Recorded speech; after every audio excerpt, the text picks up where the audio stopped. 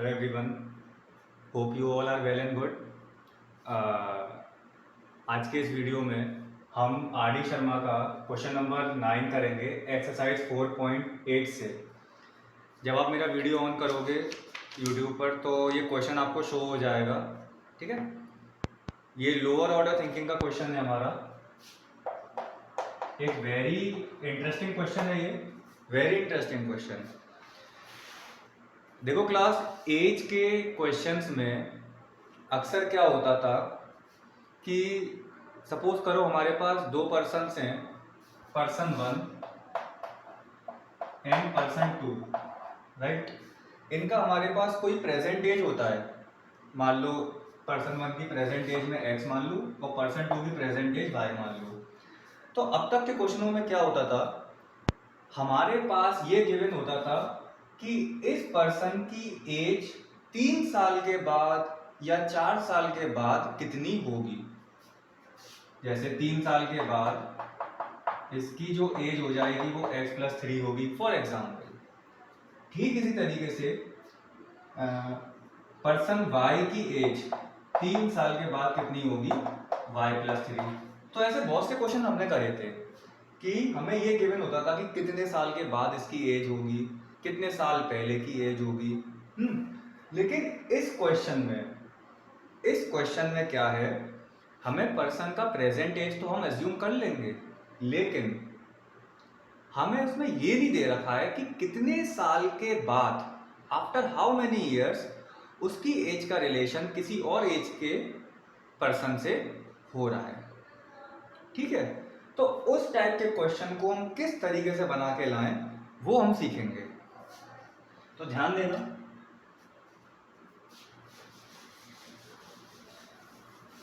ये हमारा introduction clear है। अब क्वेश्चन क्या कह रहा है, question says at present Asha's age is 2 more than the square of her daughter's Nisha's as.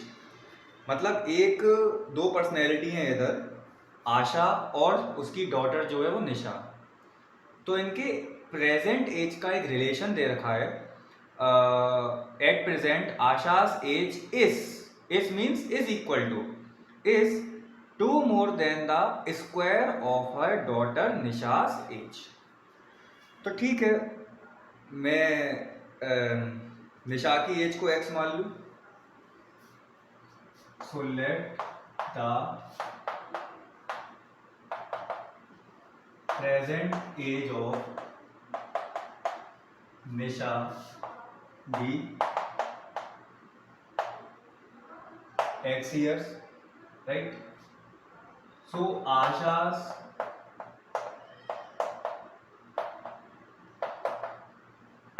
आशा की प्रेजेंट एज क्या हो जाएगी हमारी, आशा की प्रेजेंट एज हो जाएगी is 2 more than is 2 more than the square of her daughter's Nisha's age, उसके बेटी की एज के स्क्वायर का। ये हमारी आशा की प्रेजेंट एज हो गई, ठीक है बेटा। अच्छा मैं एक काम करूं, मैं आशा की प्रेजेंट एज को y मान लूं, मान सकता हूं, कोई बड़ी बात नहीं है। Let the present age of Nisha be x and Asha B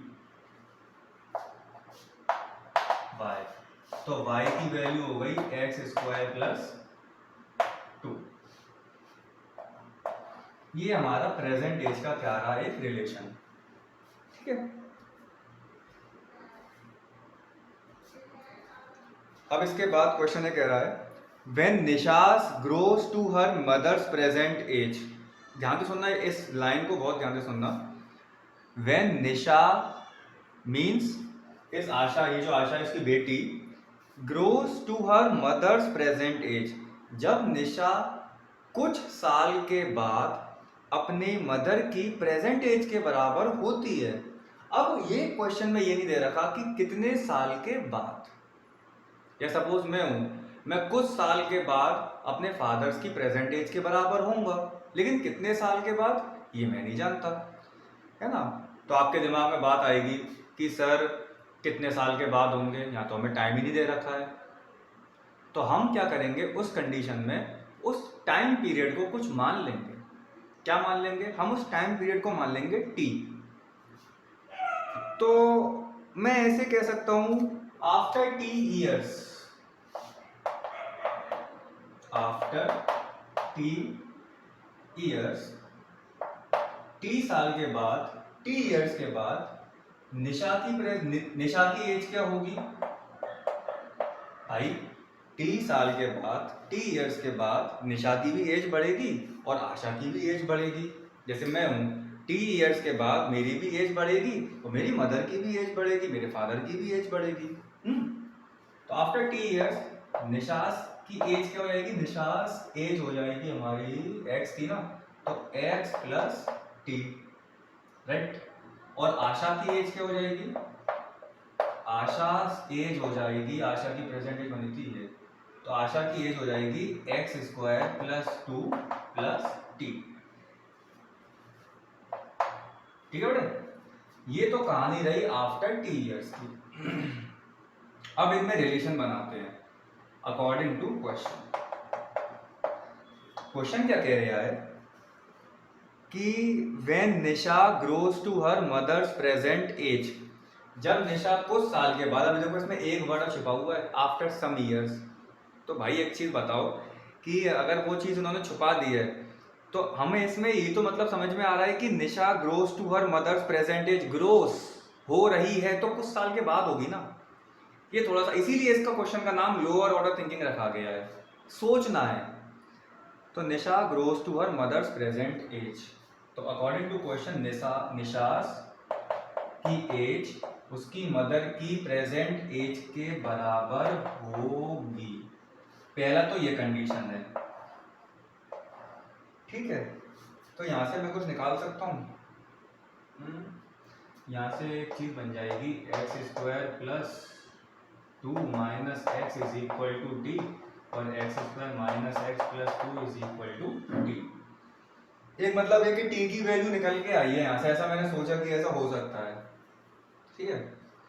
अच्छा, अब एक रिलेशन और देखो, Asha's would be, Asha's age would be, मतलब इन्हीं टी ईयर्स के बाद, इसी टी ईयर्स के बाद आशास एज, आशा की एज क्या होगी टी ईयर्स के बाद? ये आशास एज वुड बी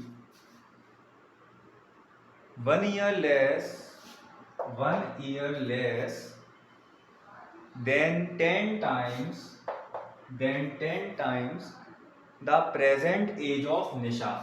ये निशा की प्रेजेंट एज क्या है? x। फिर से, when Nisha grows to her mother's present age, तो कुछ साल के बाद निशा की एज, कुछ साल के बाद निशा की एज उसकी मदर की प्रेजेंट एज के बराबर होगी। पहला रिलेशन, वहां से हमने एक ये डिडक्शन निकाल दिया, हाँ सर ऐसा हो सकता है। फिर उसके बाद आशा की एज के बारे में बात की गई, आफ्टर सम ईयर्स मतलब आशास एज, आशास एज कुछ साल के बाद आशा की एज इतनी होगी, तो Asha's age would be 1 year less than 10 times the present age of निशा। ठीक है, अब ये टी है हमारा, है ना, प्लस और टी में अंतर है ना, ओके। मैं इसको कैपिटल टी लिख लूं यहाँ पे, कोई दिक्कत ना हो तो। यहाँ पे प्लस और दोनों का साइन एक सा दिख रहा है हमें, अब सही है, ठीक है। अब मैं इस टी की वैल्यू को यहाँ पे यूज कर सकता हूँ, कर तो सकते हैं, चलो कोशिश करते हैं। X square plus 2 plus x square minus x plus 2 is equal to 10x minus 1। अब आप कहोगे सर क्यों करी आपने टी की वैल्यू यहाँ पे? क्योंकि मुझे यहाँ से एक x के टर्म्स में एक क्वाड्रेटिक इक्वेशन बनता हुआ दिख रहा था, तो मैंने सोचा टी को तो हटाना जरूरी है। अब टी को कैसे यूज में लूँ, तो इस टी की जगह मैंने वाली वैल्यू रख दी, ये जो मैंने निकाली है, ठीक है। अब थोड़ा सा सॉल्व करें इसको, 2x स्क्वायर, कुछ कट रहा है क्या? नहीं, minus x plus 4 minus 10x plus 1 is equal to 0। 2x square minus minus 11x plus 5 is equal to 0। ये मेरे पास एक क्वाड्रेटिक इक्वेशन बन के तैयार हो गई। ठीक है, अब क्या करें, इसको स्प्लिट द मिडिल टर्म से कर लें। 5 2 10, तो 2x square minus 10x minus x plus 5 is equal to 0। Check करना कि कंडीशन सेटिस्फाइड हो रही है कि नहीं। -10 माइनस x माइनस 11, तो -10 इंटू -1 प्लस का 10। ठीक है, अगर split the middle term clear ना हो तो उसका वीडियो यूट्यूब पर अपलोडेड है। ठीक है, तो बड़े ध्यान से आप देख सकते हो। 2x कॉमन आ रहा है, x माइनस 5 माइनस 1 कॉमन, और अगर -1 कॉमन लेना भी ना आ रहा हो तो उसका भी वीडियो यूट्यूब पर अपलोडेड है। ठीक है,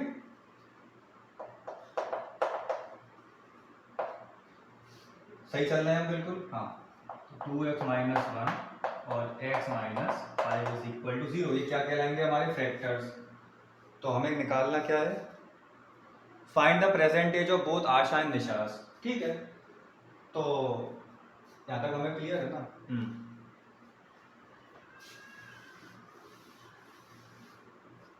तो ध्यान देना, एक यहाँ पे x की वैल्यू आएगी 1/2 और एक x की वैल्यू आ गई 5। हम ये जानते हैं एज कभी भी एज कभी भी फ्रैक्शन में नहीं होती।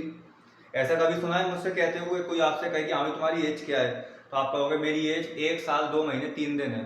कभी सुना है? नहीं ना। आपने कहा होगा सर मैं 1 साल का हूँ, या फिर 2 साल का हूँ, या फिर 10 साल का हूँ। ऐसे तो कहा है नेचुरल नंबर के फॉर्म में।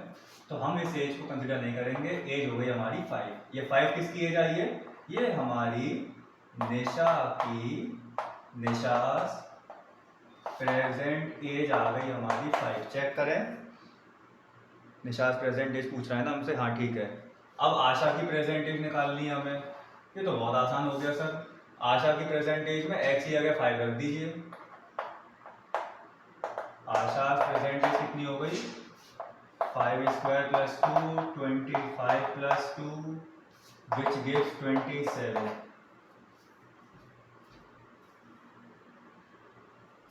ठीक है, तो ये मेरी हो गई आशा की प्रेजेंट एज और this is our Nisha's present age. तो ये जो क्वेश्चन था ये सबसे मजेदार क्वेश्चन इसीलिए था क्योंकि हमें टाइम लिमिट गिवन नहीं थी, कितने टाइम के बाद इनकी एज बढ़ रही है।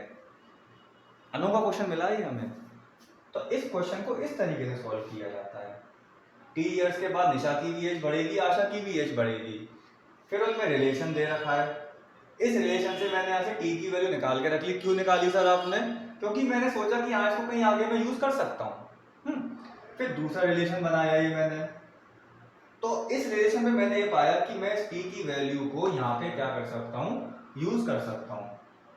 यूज कर दिया हमने, करते चले गए। निशा की प्रेजेंटेज आ गई, आशा की प्रेजेंटेज आ गई। और एक बात और, एज कभी भी ध्यान रखना फ्रैक्शन में मत लेना। एज कभी नेगेटिव नहीं होती, एज कभी डेसिमल में नहीं होती। Age always in a natural number form, right? So I hope you all have enjoyed this very interesting question, and this question is question number 9 of R.D. Sharma book, exercise 4.8, LOTS question, lower order thinking skills, right? So good night everyone, have a good day, keep learning.